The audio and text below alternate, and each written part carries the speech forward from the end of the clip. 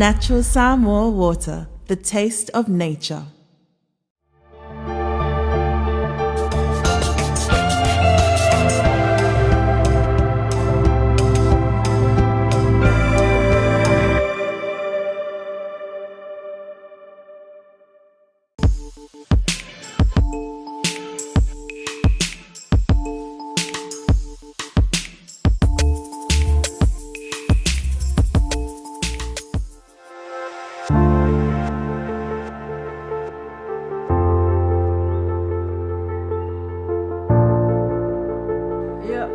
Talo fatu Samoa ia ai tainane foi le loa le atunu o lo whapena o na moa mai le tātou Polokalame le nei aso po whia lava le tū o le lano langi o lo whapena o na e mai moma e whaafonga mai ei ia soifua manuia ai o te fia e whaelo atu ia o le whaapoponga le nei o tātou Polokalame masani vai aso taitasi o le Lavasiga o te loa o lua ni vai aso le toi tātou Polokalame whai asi pisi Polokalame sa whataatia fo il whala potopotonga. Ai le nei aso, ia te au le anganga fia e whaelo atu le tātou Malo Faaaloalogia whapena ona ma whaatasi atu le tātou Polokalame le nei vai aso. Le susunga ia Vili Leilua Ieru. Ia whaatalo whaatu Vili, whaisi lewa fo tau te le toi mafuta. Ia. E momona o whatalo whātu le mamalu le tunu, lau whaaponga Samoa mai i maunga maululunga. Amata mai le ao le tātou malo, whatalo whātu leo whionga. Whatalo whātu le sunga pāle mia le whainga malo.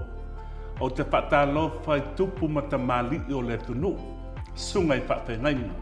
Whatalo whai sao ao ma sao tamatai o le o manga o talvo se i o a ina whanau. Ni erswa pa Yesu le solang se o to fine se lo lo pa ya te pa ka ko ma fu ka o le pa ta to nga lo mai fo I tu lang o media ai fa tende tiak le pa no ina lo tin en pa no sa o pa se ta tu ta le le fa tai Vili ia o te lo Vili pe ona e ta o fa si leva ta te to ma futa ia ale fo te mana tua o e tupu loia Polokalame te tele nei Samoa. Mātou te wha, ai alawa oi nei o amo solo lau me poe ata. Ai, o le tūlanga le fia whai lo atu Vili. E mo e lawa to o tele I le e sila fia oi mele. Ai lai ma se so malama singa. Pea mai singa background o lo wōlanga. So I fuanga fo, I wha mole mole. Ia. Wa lewa na whai mara ngā luenga. O na ngā luenga au auna. E wha loa ia mea lo tupu I tātua tunu e ala o lewa na tātua poe ata. Ia ma vaenga e se whapena. O le te stid mai e whate tala o lo o langa. Sika mai brief history o lo o langa. Ia o an whanau sangone savai. O tau whanau ai savai. O lo te mano whali. Ia o tātou tere ainga o tangata. E ro ainga toa mua. Ia na amata meno fifian melo le pesi. O kele kiki fo whaiti tala ki kala uruli alo ta makerea. O ngā o mele ta pe whātau sanga ki kala ho ngal kakao kua kakao luma o inana na tupu lea mea o le tia I pesi ia o matua mai a o ngā toi saul mātou ai ngai no pāli I whai ngā luenga o inana na amata mai ia le o whai pesi lea le tama no whali o inana e mele pesi lea o la pesi mamua na e tia tangata o pesi loi mate whaleolo o matua le pesi e kai o maleva lele ia so e kamai le kio fo lele I ke mio wha maa vaenga ia male tele o nisi pese ua ngalo atu ia tia o nano tia o la ngaluenga sa whai ia so o insinia sa o whengaluenga le malo ia na wha solo mai le pitu lua o whengaluenga le malo insinia wha solo mai le tamano whali o se ane los pai pai o whai pese o whai pese o le lau lolo los pai pai o le whai pese tamiti o le mātou nu ia atu o te lai tamiti o le mātou ainga sa iai mātou ngālu lue whaatasi fo ia te leo nisi o pese fo los pai pai ia no mātou whaate tua ngālu lea ai se ea e lesi au la haiti o mātou mātuma tau abe pe los pai pai o mā taimine o lo o iai ia nisi fo ia Aso Sa o la tu ta la tu tau abeina la Yo se mane to amua le tasiva te titu o lo to fine sa no fatane to amua. Okay. Ya le ainga la le o tuni matala ya ma fafo la le na amataina la fai pesentia ma. Le fitu la no o ma ye to amua. Ma toe ne lo le fai pes. Tia maa le. Le tia maa le. Na la le ye na fa kasi malantia maa ia le sa wa ya tia maa. O malanga i New Zealand. Oi na o avena lo tia maa tuila. Kamia wa amatana e tia maa le fai pes. Ku so Polokalame nga tia maa le fitu. E 5 na sa ma fai maluso ya fa. Le ele lofa faingata o sa mo makalasi tora ea ave o 5 malesi pese o le pinga nga a matao na la wi do mai le tia ma i le Polokalame na ia manisi o Polokalame mulu mai na bala mai le faltan malau tutu la ya ta o fru o la o sa sai le va po le tato io nala na mo so ta inga mamatu malanga i lola i tutuila I le tausanga ta siva fitu valu. O le wha ingo fitu valu. Na mātou malanga I matavita, maiopu, o fafo. To ona mātou, o toma, o punitua, ko onga mātou malanga tula, ma leo so ia fia. Ono toi fo I mai le fitu iwa. O malanga I role New Zealand. Lako New Zealand, ia. Lato fo tae kalapu, o le amu e musika. Ia te ua maua ua le ua liu elo o langa I o ia o le mantua fo le o langa me o whaipa edi I o le o ngā ua ta fiu fo Yesu e se mea e wha amadia ele mana I was looking for something to satisfy sa su e se mea o ke madia o ngā ngei ia ngiva le uke ia kai o koi fi o ngā fo ia ua fo e madia le kai mi lea paua ngaro kai me madia ai umalo ra sa irila ia na o taria Yesu o fa ipu ako sta mata I Keresoma ta ia o sawa mal papu ka ia kwa ngofa male ta mata I Keresoma lo na so ipu le la le balpana de liwela wola moleli wola ai ma muli ia tia maka fo nga pese mo Yesu balu iba nga o to e fa ipe awe le lotu vale nga o fa ola ina nga liwela So 5 years later, avea un paita awolo loko wale, Samoni Black Church, o le katiba I papa. Na miki ai pa ale le tu loko o kala. Ia welo la langi pi o se mea wale fai pi o le mele fe kanga kai o le bala awa le tu o le faasingo manga o le miki la. O le mema li la langi la fa wi le titata. O fatu le tua waka popole vo le e pa pena o se malotu wa fe o lolo ma e kale sista pa pena o se paloko ele fa ile me o kala ai dungo le overkele mon be no fatu le a fa o lo pin ngalo le fa ali la lo ko ru fa ali ye pe a fa ye mo o la wala o le 8 weeks later balu ba ya sum no manga ai te informato ai fa mai fa la mi ki ya tau Lala umit. Everything that the Lord shows me, o mea umanga ila umiti. Leana pa ali ele o tolua. O le mea mua na confirm ai, o le fina ngalo leo le tua mua maua. Ia, makere koe pesidi pe koe whengi talo lang. Wha maa bailo ma le kalesi, ai whare ngalo nga wha tala I fo le lungo le wala. So se ba enga e tala I e tala le, wha o tanga Yesu.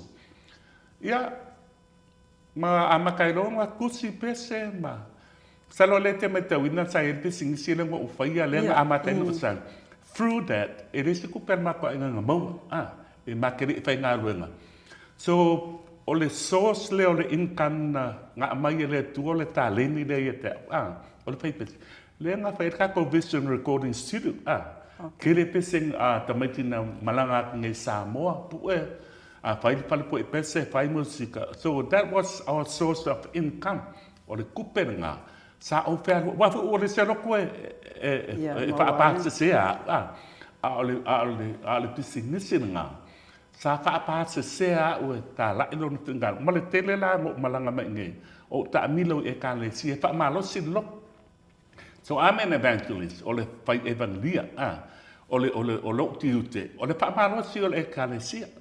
Ephesians 4:11 ngai ka umai e le menga. Ia o le ngala le e nei, o ngā lue pēr, tia e pese. Tia support kako mea whai. Wai leo se me leanga, low faith a esa we support me le those positive things le la ua ko o mai samone malo fatai le la mai tau atu o lo interest in musika ye le mato felo inga mala fiong palemia ye what te for tau mai o le ye concert ke le o le kapenga mo independence ia a tau mai elo swafa o hele fa ulu ele tapena ina o le concert la ne every late la vai le musika o le tamai tau atu a Vili me fasi ke le au pepanga I lumo I fo o popo koru peitu so le songa fua so lua so lu failana e fa manino mai le Polokalame le fa ta otto nei mo le tato tutu atasi ya le fa tailangi o fa fonga mai tato o fa peso o Polokalame la ni tapena tu I le kombito tapenanga le la ye le te ne pa kai fo le pa mi le manga yo o mawhainga woi ya so o whai ma musika wai pese to in ai lau whaaponga anga sa mo le nei te ati o tato Polokalame nei ama te le songo pua o le songo mua ai umua mai tai o le te ati o le afa le lima I le afa le ono ia o le afa apitia le tato one man band ka mo lau fau le tionga lau fau petiki o le afa le lima le afa le ono fo le te mi unga solo mai tangata ia alae pa o mai musika lau fau o le afa le ono ia ko e se fulu le pitu e fo le kako ti tui le kampai fo le entrance mai tangata te tono o le pitu o le sonfue official opening ai kako variety show le la vei ma concert o le concert is different le concert e le fai po le parisoka o la tau le involve le concert e le fo I te tono Polokalame le so o le piku a mata le MC ia pasi silanga o le opening performance le po le o le Samoana string band Samoana string band o te le o maua le fioanga o le lato pesi o le performance lona lua o mautotasi ma matalena o le pese fo na si tia le tunu ia mautotasi ma matalena o le so mai ia mautotasi matalena ia o le paleitu o la wo fa pele o pidi marbaenga o pidi la ile pole o le songofua so Samoana string band mautotasi matalena lona tolu o le paleitu o pidi marbaenga ia babai fo le sponsors I kako MC so mai matou fanga meke o le pese o le tanoa cultural group o Lavasiga o lona ono o tamatuai o le tiama o le la o matou la le o tamatuai o le tiama I le pole so sila kula I wale wa ta o tiama o ai mara ni si tuai o tiama o le malanga mai I le vai o e tolu matou o iopu paibal pangamadi iopu paibal o le tira tadita le atau mose le atau ia ma Vili Leilua salo mai tauina le tele o tatou pese lai lunga le YouTube ma le tele o teimi o matou no foi akilani e fai ngofia la na matou e pelata e matou fale e encourage matou sua pese o mako o ram se si o la loi fota sa tu sala kam kwai o te ma ia sa fo le MC e fai ana folanga o lona fitu o le auta la vo metisi a vaipoto o manu ke le o mai lopo ke le fiang auta la vo o lona bal o Jerome Great ko o mai tama ia Jerome Great ia sa fo le MC o po la sa fo le ata tano ia ia o le Sibapi dance group so o mai e tua o le rosa pai o le Auva'a ia rosa pai uma Sibapi ia o le rosa pai so ale markako ai la wapi le pole la sonfua ia fa so mai po le o tatou Vaega ko sponsors ma me pa pena le la to va I kako MC ia sunga fo ia yang sefale pa foina tatou po Ia, umale ai lawafi. So o le MC, so o mai lea ma le tia maa. Mātou li, o mātou o tamatua i le tia maa. Ia, ma le tia maa. This is the new generation tia maa. O ye, esa tia maa le mua. O le tamatuai, tamatuai i le tia maa. Le mātou uso ia whapo ma lona ai, malana whanau. Le ua toe, sa mātou no whai mai ia tau, le ua toe whai uma ia pese tia maa. I tau faula ua whao ngai ia whana. So I would call that the new generation kia maa. Ele o le ingoanga ngai ai. But o lai ngo tia maa wa tia maa. But o le la msalonga ua wa tau mata i de. Le pese le la ua lunga le YouTube. O whafula nā la malana whana. Talo aka ua punga la whape ngā fo. By the old to the new. The new, yeah. So mātou la le performance. O tamatuai o tia maa. O le uso ia whafo. Ia, o le ua mai malana whanau a maka le mea fauria o pese tuai in the new way. Okay. Ia. So my name was small man, e sau lali. Le Pacific Club, kan pu uvo lea. Ia, o le, so mai le tuatu, o le aumanga dance crew, o le lako whakaupak. O le aumanga fo le pesi ngai, Pe mai tafu, ia. O le Polymite Express. Polymite, o tasen na o fai pese o leva. Ia, o leva, pe a Australia sa wai. Okay, Polymite Express. Ia, o ngā whai, ulo le mtau runga le pōr kama Waino. Talo o Waino ma isi a wali i mai so. O lela I male vaenga o nisi pepe se le tato concepti fo le pe o le ia whana na Jerome Gray. Ia ma waino le ia I o ke reo pe mato tas po nga la ngau le song fua.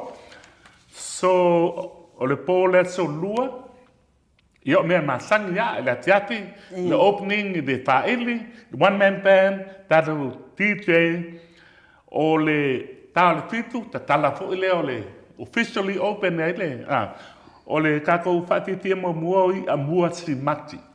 I a mua si mati. Ele I loa fo le swap o le tamalia. O I a mua o le kasengi o paka, Tei Paka. Tei Paka, okay. So I presume he sings like Tei Paka. Ai te whaisonga sao na bidet mata no te whaisonga sao. It's a whonga le tribute longa. It's a uso Tei Paka. So o I amua so my Messina lay string band. Ko sau ko inga malanga pule de ka. I le pole so lua lea ia o le so I mo ta mai tai ano fali. Okay. O la to siba ta mai tai ano fali. Ia pa solo atu lalo e to vaval MC. So aku malani alo. Langi alo. Le pole so lua. O e pese foi. Lani alo le nga, yo there is como qua popular la pese foi le pese foi I can't remember the song. Le so ngai. Lani alo o Lina's Poly X o Siva. O Siva, okay. Ia, ko e pese foi le small man, le fiatil nga e sau lale o le Pacific Club Band. La loatu o le pola solua o Filton Solomona. O langa performance o le ringo saxophone. Ia, so aku male au fai pese lo le tree. Pe ia lo pe tree. Tree? O la. Pe ia sa mo New Zealand, I think.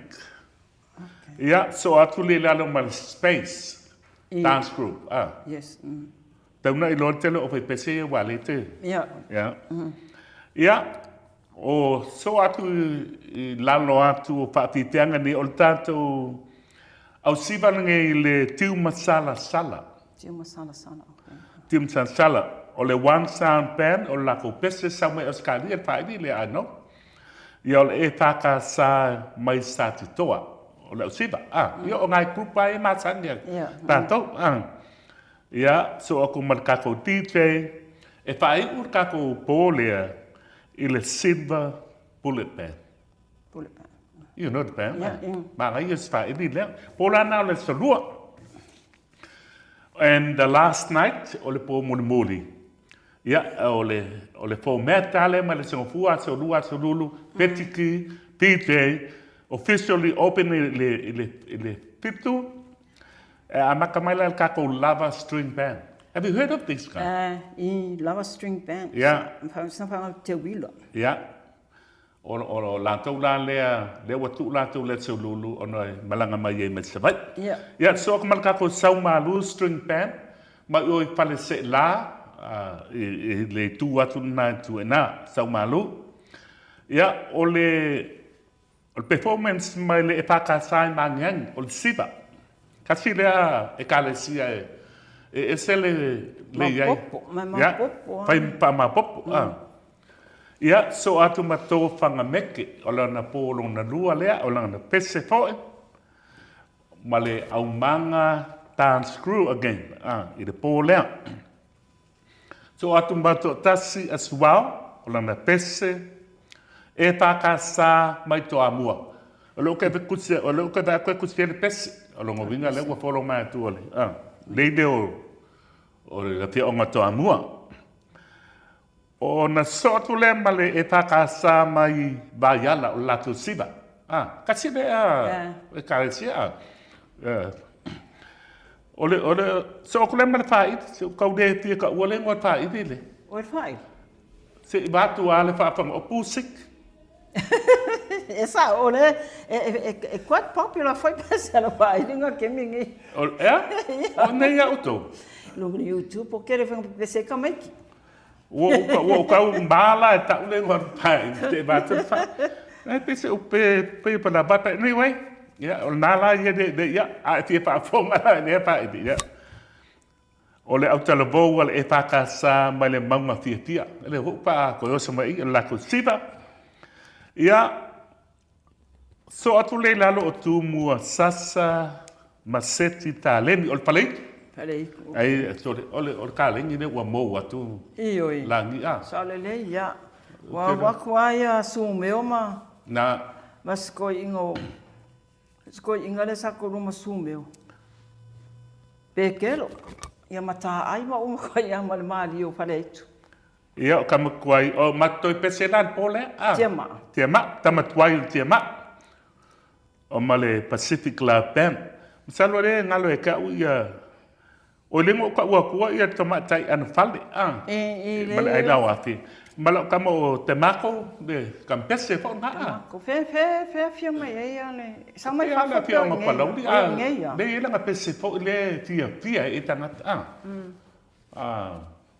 wangala ke lengo de pese o dato umanga o le au te lenga nga o le fa ti tianga a toa and that has been confirmed. Wa mauti noa. Saro ai ngi sui inga laiti. Fa ponga mai po I tato o pese o le au siva I fa salonga ne ya na lai manino tuai ya pe Vili le ofisa pe apa pe ese si pe tu na inga. Au le telengla na tato Polokalame o le pole po ye tolu Monday, Tuesday and Wednesday. Malo Faaaloalogia. O le la o Tato MC o yang sepa. Ya, o ke le o misamo pe ngai mali. Ya, ma doctor tua mai Australia. To. Ele tu fata singa na Polokalame nei. Mana ia Polokalame me sele mai tau atu. Ia o tele o nisi o fai pese nei ia o silia mari. Luas furu tau sanga, tot su tau sanga. Pe ila o le tiama o le rosa pai. O le fai pese tuai. Ia, Gerwin. Pana ele tu fata singa na Polokalame nei. Nga approaching na to pe fio mai po la to Lauano mai. Tele pa salongan pai. Ia ila tu ia ma pawa ia la to ole pa no le fio le pan mia. Ia koe maua me ata ngata ngau sua pese ya so la for to have that feel of the old way of doing things. Ia au te loa tele na mali liu ia tau tulinga lenga mako mai ai o le matu lua o le faula mali tongo o le punga Auva'a ia punga Auva'a o tele na mali liu ia po o matu fo o le ma fai na fai ai o te fa pele lo po o le tua o kele ma o fiku ko sa Ia, o le amse se o mātou e lalo mai o le fikus fulu. O fikus fulu. But it's a desire po le nau pea. We want to finish off well. Ke role upu po le whai pe aha mai wa e tau le lei. Ele ngatala wa kau le whaatua tua. Ai tau le lei o tā leni matiute. Whai une. Lela umako mai whai une whaiva na amata atu. This will be our last. The way the new generation na amata o tia maa. Na ulaiti lea. They will take over. Mai amata. Le lawa manino Polokalame i aso e tolu. Ai se whaia sau noanga tu se marikone se te tele la le tā pena. O le kone tele la le wha le so maram lama tele. That was a total different thing. O le au pepese o konseti. Le pepese i tono i. Pe o tia Rome. O le tia maa. The new generation lea. O lani alo. Insi o lātou le pese. I think most of them maweno te lau lātou le pese. Le whai pese o le konseti. Ele iai la lātou le pola silulu le mea mulmuli. Le la o e whai konseti lea o le fo i sa whai mai le minsta o le fo i le asfana o le o whatarai no maka ngom whakama. Ia mantua fo i bidi le e ma le asfana o le kako fast. O le fast, o le kako fast. O le kako fast. Kambai, o rantala nga o le pa lau tele mai kalas ko fatu le e manga o ko ke pese ya. A ti ba ya fu le malosi pe no pai pe le ai le pio o la tau tua ia. Le lei mana ia o ta fa so le nei tu la. E lo po fo se le na tsila fia le te leo swing o pese te mine. Mai pese ia a to compare pese ia o to una fai todos frutos sanga talwai. E le piti le walo ai pese le te mine o fai lavasi te leo le o le cap le va. Ia o to la le la to a mai fa tasi o to e se to fo fuanga foi la le me se o to ia ma tu se tu lo foi.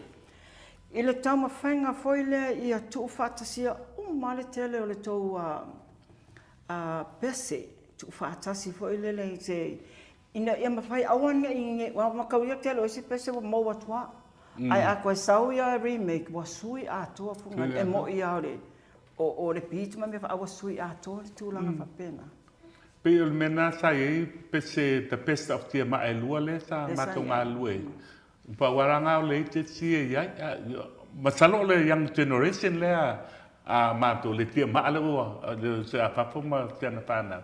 E toi pa u mako vo we had our time we have our moment yo le pasi lo le young generation pa wa ke lo au so ai tamai e fo la ya lo fa nga o sui nga o le ko mai la wo su tene all me it's the same tune the same words rise me o suia nga o swinga pe o fula le punga la va ia be punga la va am fatete inga ba tu fo ia punga la va o le pasinga fo ta mai te ma ia e wa te fai so ala tangata sui fai nga wa sui ta vai keep the foundation as it is ai sui le fai nga ai wa le sui a upu wa sui le pak o le tūlanga fo ia va ai to ma to mai o I kako I whainga pese o engei.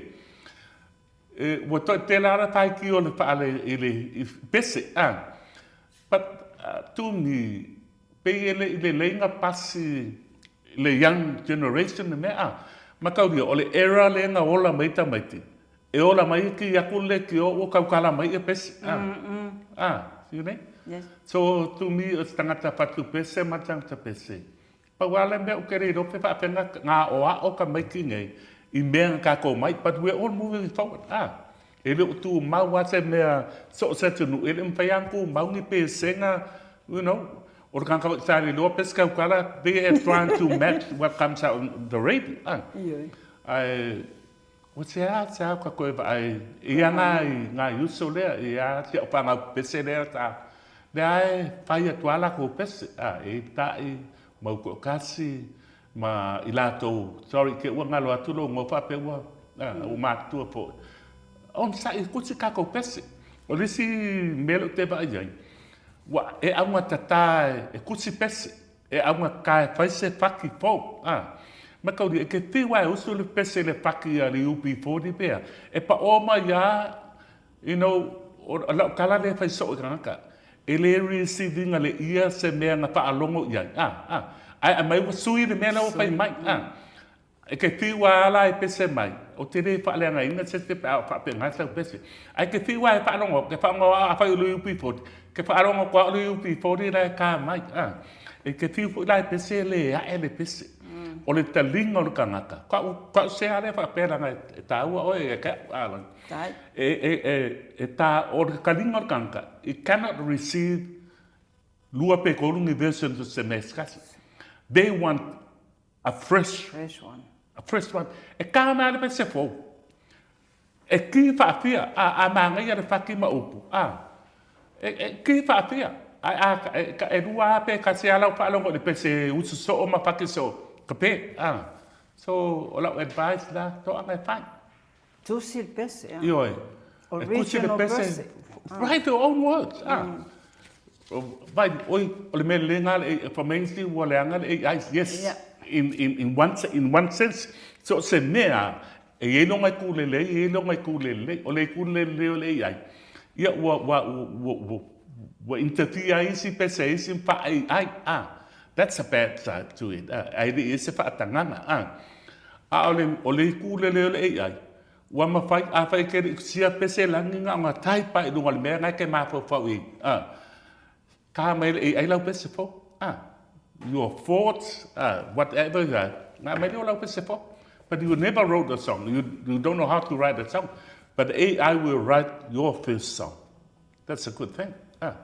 And by fulanga, by lau pese, kango download uma stems. Abe lau studio pese, studio abe. Na kango le usu lau pese. E ele complain with regards to AI la kutato ngana. Ono le e nisi o pese sa moa a tātou. Le pewa le koe usu mai au whaongarei ai. Ua sui a toa la le. Yeah, upu. Le ala so But it's improving now. It is. Wa improve ale langa I fole mea. But still e kangola ku I kokongu. E mawhai e kokongi fo kupe whai ai. But this is another way of doing it. Whai lau pese ku ulunga ka mai le AI. Whaonga leo ngā instrument. Kangwala at the senki mea koe ka ingi mea fo, and then you can add your own voice on it. Le kon se oi le tātou au whawhia la ia mai whafo, ai mai se aia au mātutua nei whanana, tia maa ma la Vaega ia. Ia wape Pero te mi mua nei, leo toi o mai e tu whaatasi se Polokalame whapea. Se Polokalame whapea. I think Keresoma wai ngā o ke nai singa la e se mai. Why it took you guys so long to do this beautiful program? O le au mai whaatasi o tātou ia tamari ia pepese le. Ia o le mea umai māpua mai le whaululunga. Le whionga le pāni mea po ianga Polokalame ma ngā. Walanga pe o le to a pāni mea singa kai pesi. E fia le musika. E le fo leo to ina. So, if you come in with that, you would be able to do something like this. If you don't have it, you don't have it. Ia lewa amata mea, o lewa whauluru, ia le Polokalame le tapena ino le Polokalame le nei. Ia le o mai Polokalame whapena nei a Samoa, le fo ia lo mai le te wila, ia fo isi vanga te tele. Ia peona saunua, ia ua umaritau taimi. Ai o ia se fofuanga ia o tau le mātutua tau te tutu lai mai pe whaawau Polokalame whapenei. Au mai te tonu au mai te tonu ia tāleni nei. Yeah, I think o le amatanga leo tisi me siria. O le fu ua ila to nei tapena ina le whaamoe. A le po ia tupu e tamati ia kakala kui kala ma whaku sau pese o kero o matu ngā ngeia ki kala so o ngā amata mai mako o vai pese. Te miun mativa ma le iloa se mea. Ai sa o le mafau fau ma le tau mai ato atua. Le sa whai ai le o ma le tamau aina. Ai tati atu na, ngai e ka lengi ma.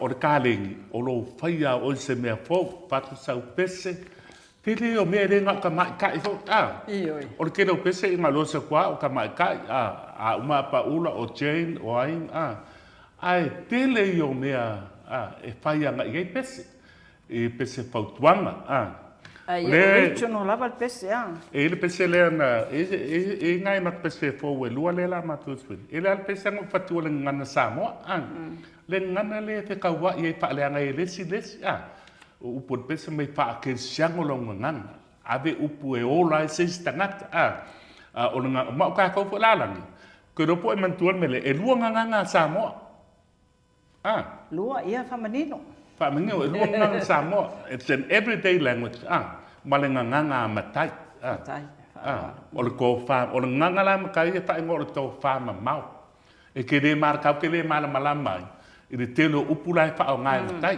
le fa ma pa pe do ngu pe abre ta lolo pe a fai me oki me fa pena ma ka ko everyday language i o ngana wa sa uma pe me nga le fai so ngo ku de pe sa ngana wa sa uma fa fai ngo fe a le ngang pa langi mai singan e kasia ia o te loa Vili o lewa lama fai ule ta Polokalame ai o le avanone tu pe ese si me pa u ya o ia pa u o to ia te au ia fa pena na to fa so ia ma ai mai sau fa aptai le tunu ia le ai langi o te loa a to le ia ta tanoanga o se sa a ko fo ia me sa no fo ma o avanone le ia o ke de pa pito o ke tia fai se me le fo le pa so atu e pa le o sa le tu le avanone ta tanoi ia le tunu e pa wa le o le tatu talo i manuel fa mai mo le nava yas tu atu le tua ia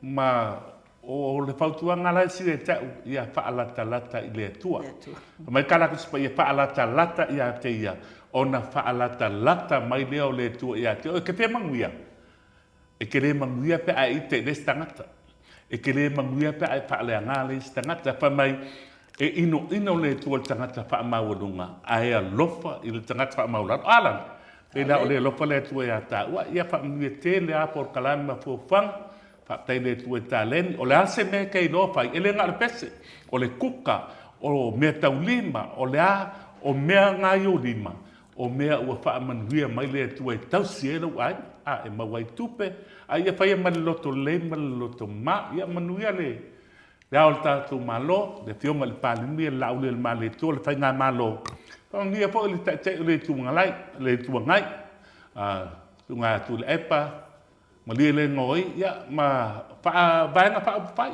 o pa ki ese o ton ya talo le tu e mo lo to tas wa la nga le el tatu tu no ma sang o fai tangata o tu da fono le kwa sa ngai kale si des ari ilan fa mai su te si de la ulia o la kula fa si o la se si mai e lu a kula fa mai su a tu le lofa ele di lo tu ma lo ko a toa mana tu a toa ma lo si o nga lofa le lo tu a oi pe ya o ya te fa un bantalo le so a le a toa nga na o le tanto Polokalame fa mi le tua tamam tina u se ma tu fa pine o te le lo fa Polokalame me nga ke u ya ni pa no ndonga o ni makatianga you might be going through circumstances of life now Yesu a apa mai ma pa manuia ma fo ia me mo ia se to fine fa pele lang fa tai da no ta Polokalame me tati pa to fa so to ina sama ia malo sa no sunga ia e fa ia lo leo fa tau vai mo le to se ma tau fa tai tele te loe pisi o ele aso nei au wha ama noa mai lava lau taimi o no lo nau ina ia whaalu ta Polokalame nei aso ai whaafitai tele lava mo le ama noa ia me se fo ile fola sia ina mai ato o Polokalame ia le nasa moa wa e whaafunga mai le o tonga le na o le tātou Polokalame le nei vai aso ai o le na wa tau whaafunga mai i le fola sanga manino ale sunga ya Vili le Polokalame atoa mai le sunga fua tau le aso lulu ia o le na wana me sia o to telo tatou tangata pese tuai sinia ia o le atoa e foi mai sa mo e fia i le tatou atu no Ia o laso ngafua laso mua i le afiafi le amata le ono ia pe o le fitu le ua atofaina amata tatala alo ia laso ngafua aso lua aso lulu ia tātou wheloa i luma maoto le malo tātou fia whaatasi ai fo le tātou variety show ia mpapena ona tātou tuai wheloa iai ia nisi fo o tamari i longa o le atunu ai le nei tūlai mamoli atu whaafitai iai se ngana wasala ia fo i mai le au auna ai soifua.